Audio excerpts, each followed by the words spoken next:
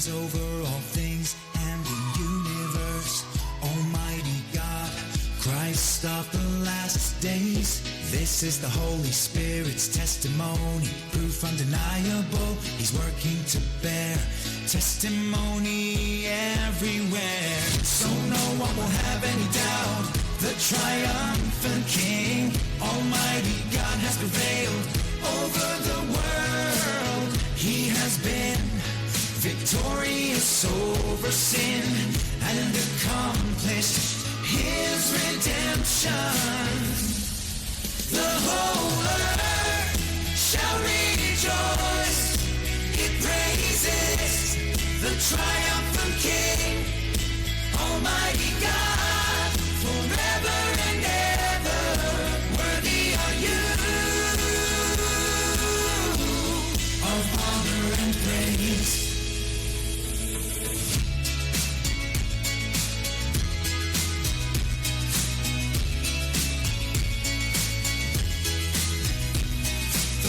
True God who reigns over all things and the universe.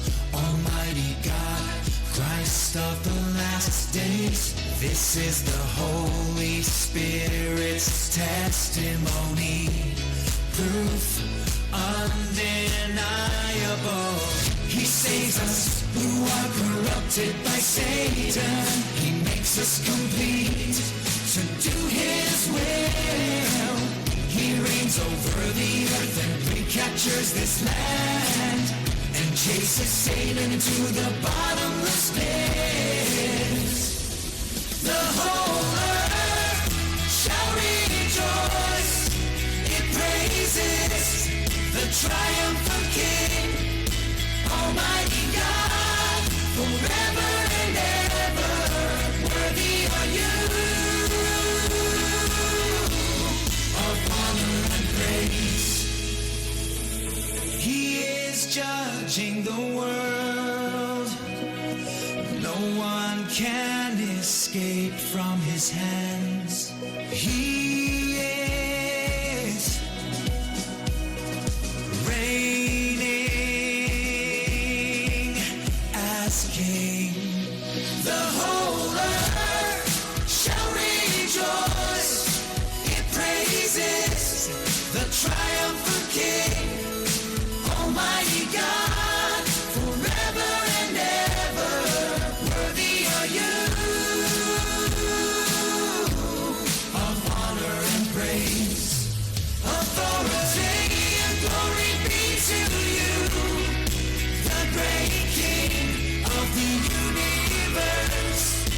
Authority and glory be to you, the great King.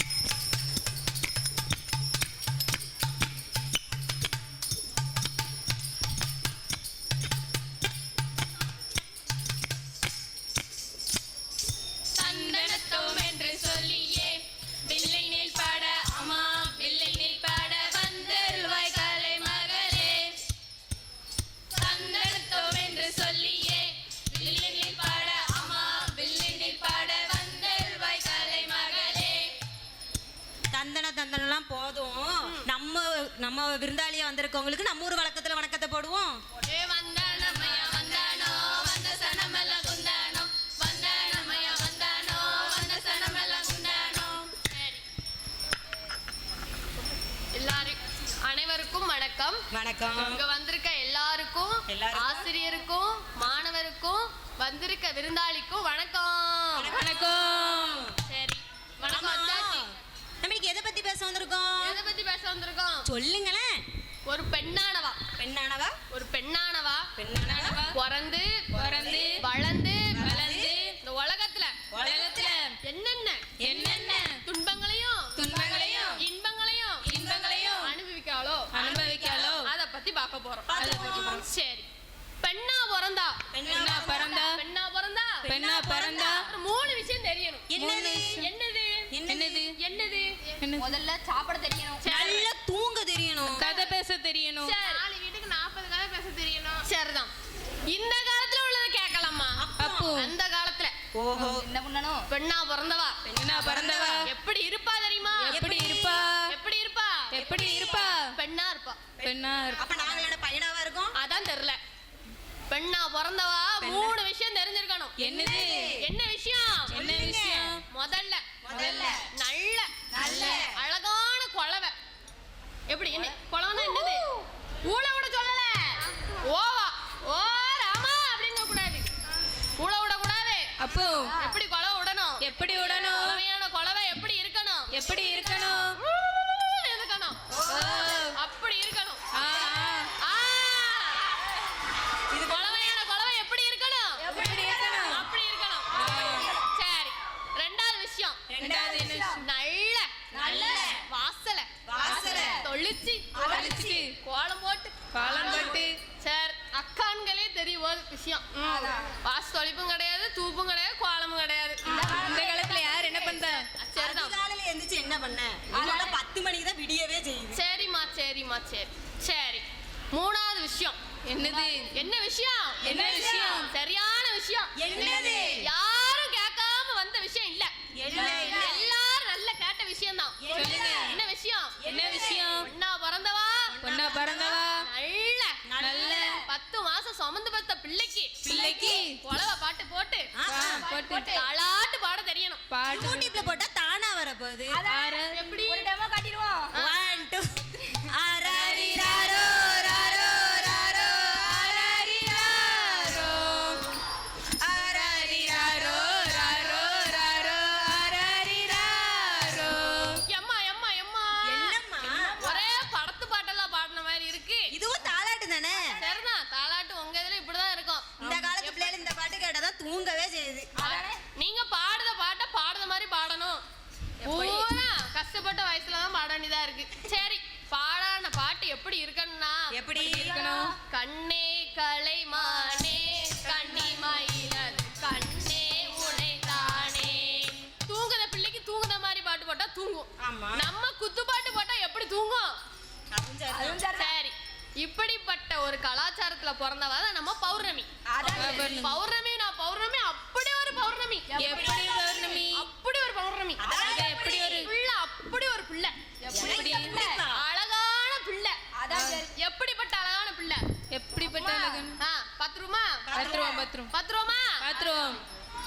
நீ நடந்தால் நடை அழகு அழகு. நீ சிரித்தால் சிரிப்பழகு அழகு. நீ பேசும் தமிழ் அழகு அழகு. நீ ஒருவள் தான் அழகு. அழகு. எப்படி? பிள்ளைக்காரருக்கு என்ன தெரியுதா? என்ன தெரியுது? பௌர்ணமி மட்டும்தான் அழகா தெரிந்தாலாம். வீட்டுக்காரன் வீட்டுக்காரம்மா போன் அடிக்காமலாம். அவங்க ஏமா அடிக்கிறாங்க? ஏதோ ஒரு பொண்ணு வர்ணிக்கதை கேட்டு அழகுன்னு சொல்லிடலாம்ல. அண்ணே, ஒரு நாள் கூத்துக்கு ஒரு வாரம் சோற விட்டுறாதீங்க. சரி, ரைட். என் சாப்பாட்டுல மண்ணு விடாம இருந்தா சரிதான். அது அவங்க வீட்டுக்காரம்மாக்கெல்லாம் சொல்லணும். சரி, பிறந்தாச்சு, பொண்ணானவா பிறந்தாச்சு, வந்தாச்சு. பௌர்ணமின்னு பேர் வச்சாச்சு, வில்லுக்கார அழக ரசிச்சாச்சு. சரி, பொண்ணா பிறந்தாச்சு. கதைக்கு வாங்கம்மா, என் கதைக்கே வாங்க. சரி, பொண்ணா பிறந்தாச்சு. பௌர்ணமி வளர்ந்தாச்சு. வளர்ந்து என்ன பண்ணணும்? பள்ளிக்கூடத்துக்கு போகணும்ல? போகணும். எப்படி போகணும்? நடந்துதான் போவாவோ. அந்த காலத்துல மாட்டு வண்டியில போவாங்க. ஆமா. அந்த காலத்துல பள்ளிக்கூடத்துக்கு போகலாம் தானே. அதுவும் சரிதான். பௌர்ணமி வளர்ந்தாச்சு. அப்பா தந்தை எங்க விடமாட்டுக்காரு? பள்ளிக்கூடத்துக்கு விடமாட்டுக்காரு. சரி, என்ன பண்ண? பிள்ளை போனா படிச்சுட்டு வீட்டுக்கு வரணும்ல? ஆமா. பொம்பளை பிள்ளை வேற. அதேதான் கதை பொம்பளை பிறன் பயம். அதான். எப்படிப்பட்ட பயம்?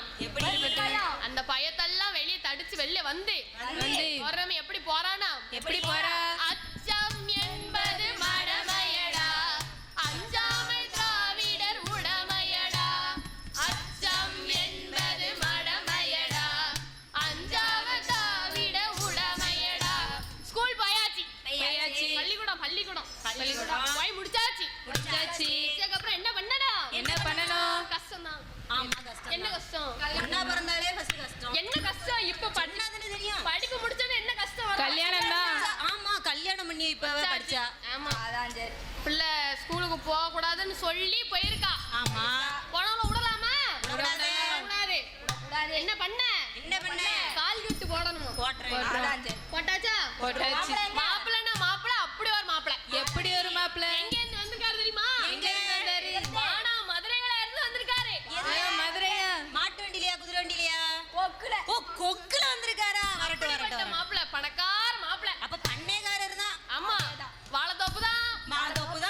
தென்னந்தோப்பு தான். எல்லா தோப்பும் இருக்கு எல்லா தோப்பும் இருக்கு.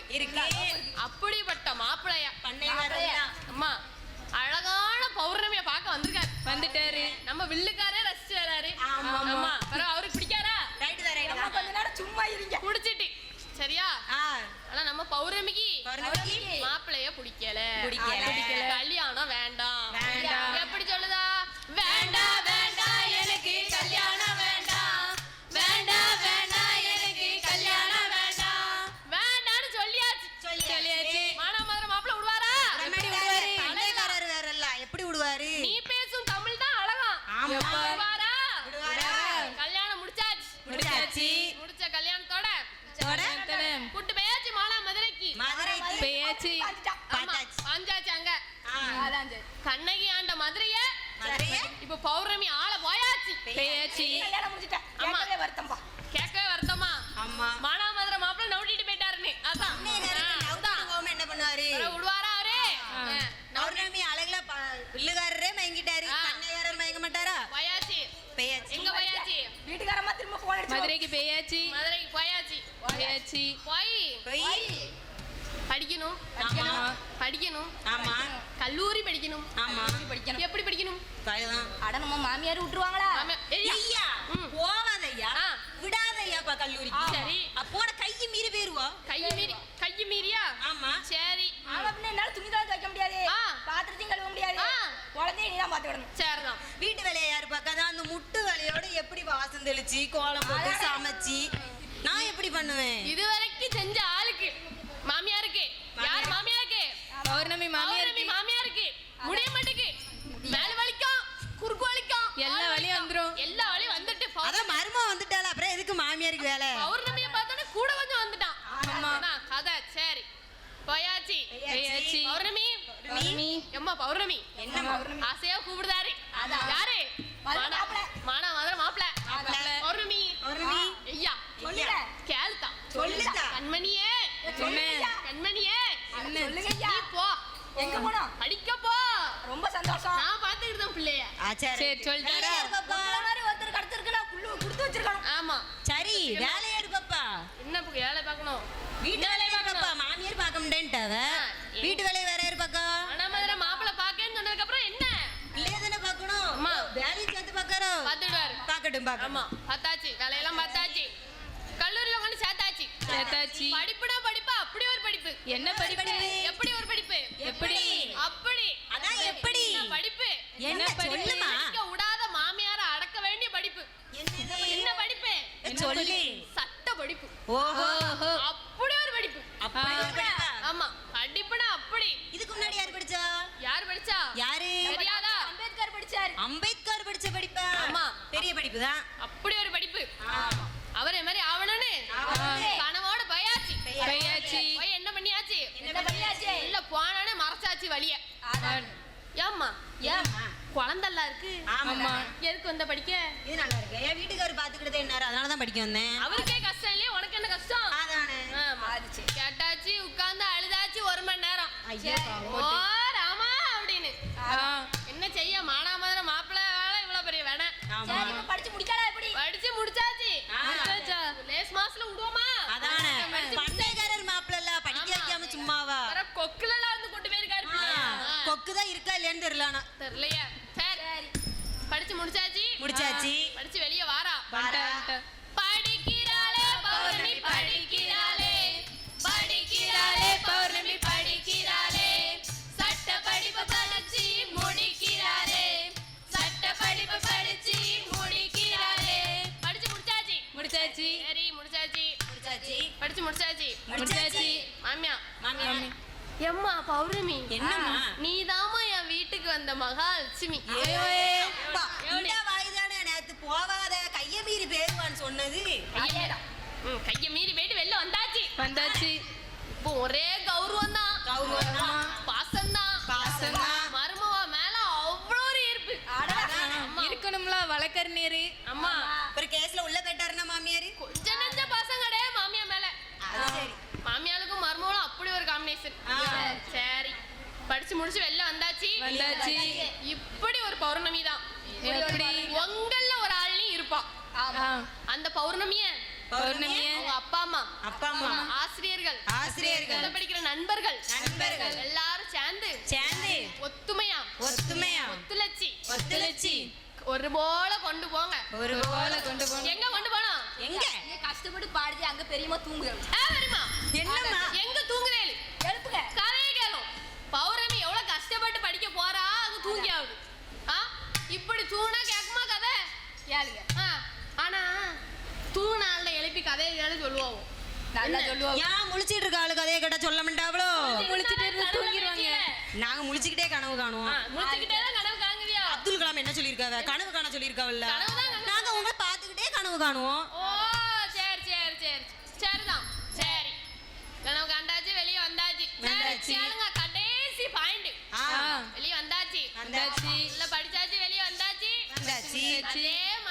அதே மாதிரி நம்மள ஒரு பௌர்ணமியும் படிச்சு வெளிய கொண்டு வந்துறோம் சரியா இங்க இருக்க எல்லாருக்கும் ஒரே ஒரு வேண்டுகோள் தான் என்னது உங்கள உள்ள பௌர்ணமியும் படிச்சு நல்லபடியா வெளிய வரதுக்கு நீங்களும் துணையா இருங்க அத விட்டுட்டு வில்லுக்காரர் மாதிரி அவ அழகா வர்ணிக்க வேண்டாம் ஆமா பிள்ளைக்காரருக்கு வீட்டுல சோறு கிடையாதான் ஹோட்டல்ல சாப்பிட சொல்லிட்டாங்க அடுத்த போன் வந்தாச்சு முடிச்சிரும் சீக்கிரம் முடிச்சு அனுப்புவோம் போய் வாடி வாங்குவோம் சார் அடிச்சிரோமே இழப்பதற்கு எதுவும் இல்லை நமது கையிலே பெறுவதற்கு உலகம் உண்டு துணியும் பொழுதிலே கலங்கி நின்று நடந்ததென்ன ஒன்றுமில்லையே இடைவிடாத முயற்சி என்று பொய்த்ததில்லையே தொலைத்தது கிடைத்திடாமல் நினைத்தது நடந்திடாமல் இலக்குகள் முடிவதில்லை தோற்பதில்லை வெற்றியே ஜட ஜட ஜாட ஜாட ஜா ஜட ஜட ஜாட ஜாட சரி எல்லாரும் வாக்களிக்கீங்களா அழிச்சிருவோம் உங்கள உள்ள பௌர்ணமியும் இப்படிப்பட்ட ஒரு வழக்கறிஞரா ஒரு மருத்துவரா நம்மள மாதிரி ஆசிரியரா அதே மாதிரி வெளிய கொண்டு வந்துறணும் வந்துருவோம் கொண்டு வருவோம் சட்டம் காங்களையே கொண்டு வருவோம் எப்படி கொண்டு வரணும் பௌர்ணமி மாதிரி இருக்கணும் பிரகாசமா சரியா சரி எல்லாருக்கும் இவ்வளவு நேரம் கேட்டதுக்கு நன்றியை சொல்லி முடிச்சுக்கிடுறோம் நன்றி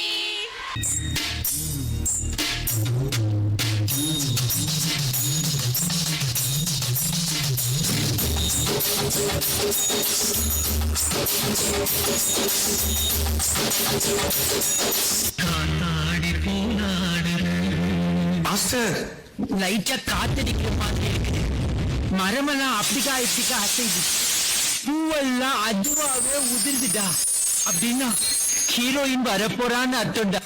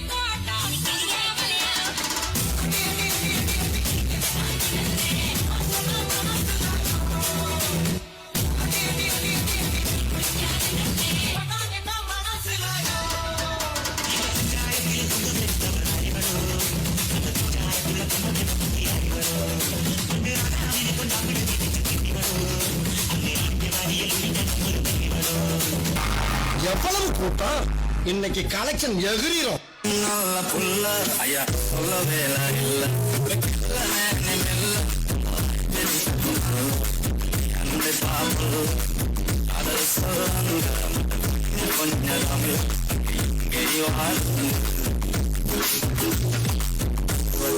பட்டருங்கா வட்டன பலுங்கா மல்லிய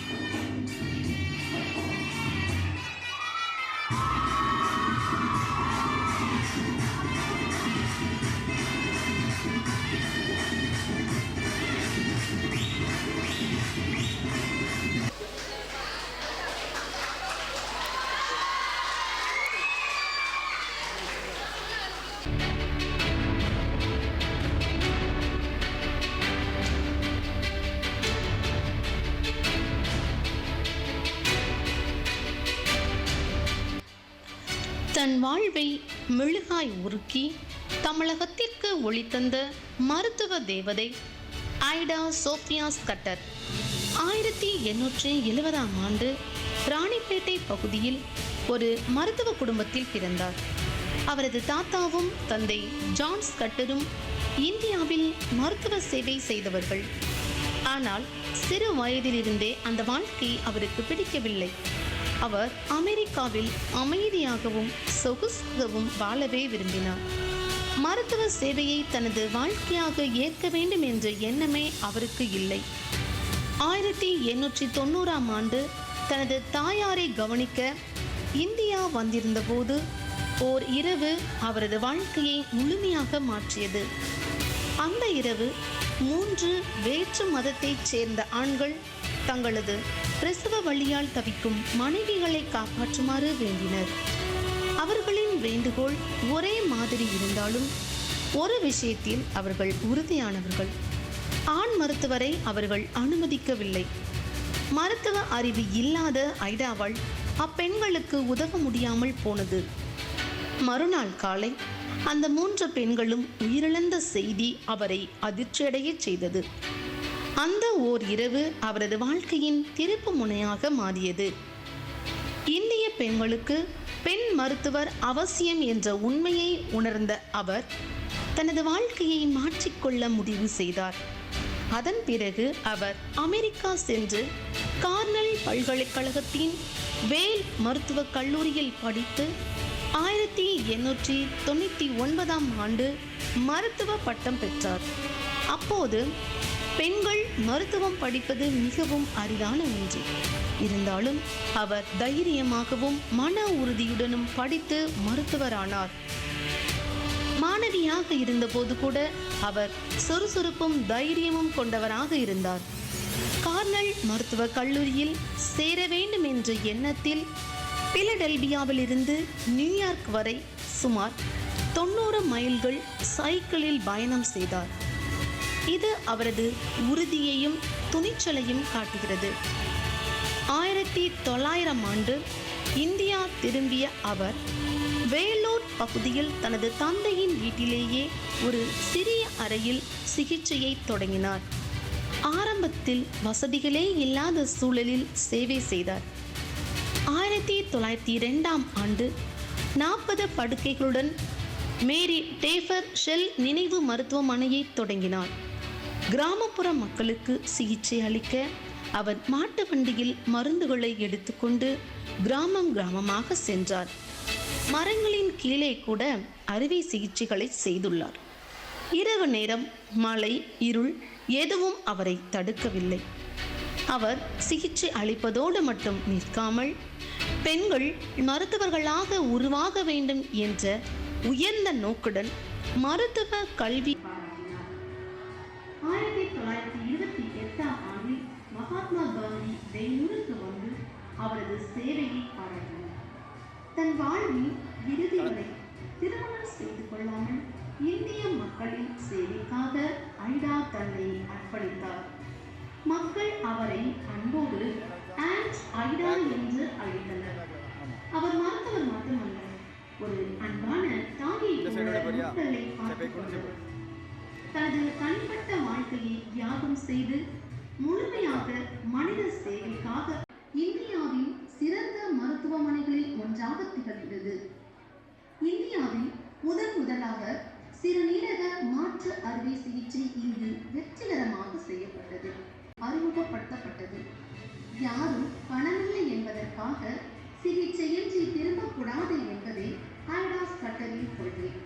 இவரது சேவையை பாராட்டும் வகையில் இந்திய அரசு ஆகஸ்ட் 12ஆம் தேதி 2000ஆம் ஆண்டில் ஒரு சிறப்பு தபால் தலையை வெளியிட்டு கௌரவித்தது. தன் தாய்நாட்டின் சொகுசு வாழ்வை துறந்து தமிழ் மண்ணின் உறுதியை தன் மேனியில் ஏற்று ஏழை எளியோரின் தீர்க்க தன்னைத்தானே அர்ப்பணித்த தியாகச் சுடர் நமது ஐடா ஸ்கட்டர். ஒரு மெழுகுவர்த்தி அணைந்து போகலாம், ஆனால் அது ஏற்றி வைத்த மற்ற தீபங்கள் என்றும் அணையாது. வசதியான வாழ்க்கையை துறந்து எளிய மக்களின் கண்ணீரை துடைக்க அவர் காட்டிய அந்த துணிச்சல் நமக்கு ஒரு பாடம். அவர் ஒரு தனி மனிதராக தொடங்கிய அந்த சிறு முயற்சி இன்று பல லட்சம் உயிர்களை காக்கும் மாபெரும் விருட்சமாக வளர்ந்து நிற்கிறது. நாமும் நம்மிடம் இருக்கும் அன்பையும் சேவையையும் மற்றவர்களுக்கு கொடுப்போம். இந்த உலகம் நம்மை எங்கு பார்க்க வேண்டும் என்று நினைக்கிறதோ அங்கு நாமும் வெற்றியாளராக நிற்போம்.